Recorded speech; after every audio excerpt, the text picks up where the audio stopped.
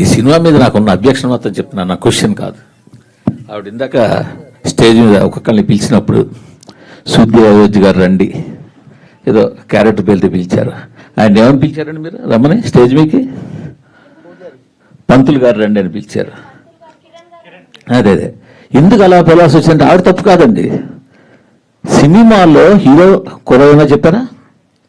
Heroine కులం చెప్పారా? Hero తండ్రి ఇంకో క్యారెక్టర్ ఎవరిదైనా కులం చెప్పారా? అంటే ఒక రేప్ చేసే విలన్ క్యారెక్టర్ చూపించాల్సి వస్తే మీకు బ్రాహ్మణ్ కావాల్సి వచ్చిందా ఏంటనేది? ఉండండి, నేను మాట్లాడుతున్నాను.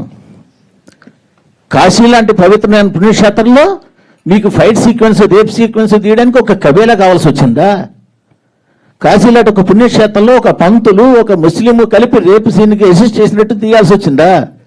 ఏంటండి మైండ్ సెట్? ఏమి ఓ కాపు కమ్మ రెడ్డి బ్రాహ్మణ్ చెప్పలేపారా హీరోని? లేదు ఇంకోటి చెప్పలేపారా? యాక్చువల్గా క్యారెక్టర్ పేరు పోనీటేల్ గాయ్ అని ఉంటుంది sir, but I don't know who has given that name.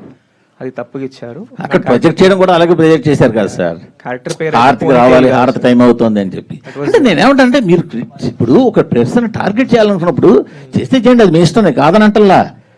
నేను ఇది ఎక్కడైనా ఒక ఇండికేషన్ ఇచ్చారా? ఒక ఇంటి పేరు చెప్పారా? అయ్యో హీరో ఈ హీరో, ఇప్పుడు ఆయన పేరు హనురెడ్డి, బట్ సినిమాలో అయితే రెడ్డి కాదు కదా.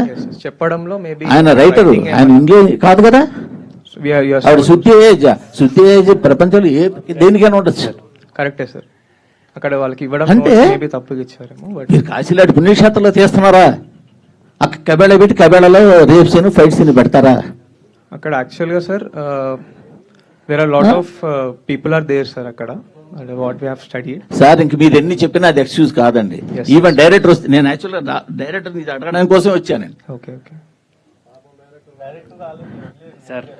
కాదండి, అదే ఏంటది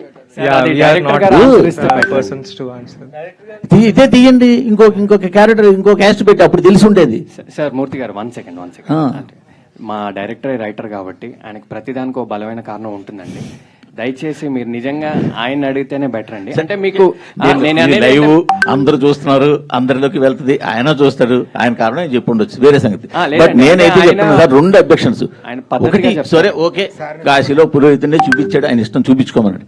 కాశీలో పుణ్యక్షేత్రం అండి, ఆ పుణ్యక్షేత్రంలో ఒక కబేళా చూపించి అంత భారీ కబేళా పెట్టి ఆ కబేళాలో ఒక ముస్లింలు పెట్టి వాళ్ళేమో ఈ పంతులు సపోర్ట్ చేసినట్టు ఏంటండి? ఏం చెప్పదలుచుకున్నారు ఇండైరెక్ట్గా మీరు? ఏమి అంతవరకు చెప్పాల్సిన సినిమా మొత్తం మీరు అంత చేశారు కదా. క్లాసిక్గా గీతాంజలి క్యాసెట్ పెట్టావు, హెడ్ ఫోన్స్ పెట్టావు, దాన్ని నేను ఒక